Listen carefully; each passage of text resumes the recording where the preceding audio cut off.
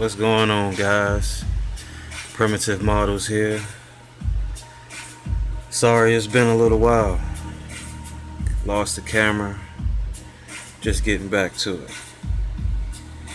But anyway, what's up with that A959 drag truck? We're gonna call it Cactus Jack. You feel me? But just to let y'all know, did get some aluminum pieces.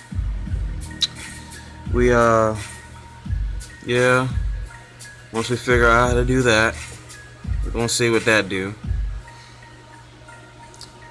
We finally got that 540 pinion, metal spur gear. We're running the Cactus transmitter, the TQI in it. 3 fans, 1 for the motor, 2 for the ESC, just to keep it, cool. Foam tires, y'all. We're gonna see what it do. Speed runs. It's pretty much what all she gonna be able to do. Pro charger, y'all. I know you're looking at it.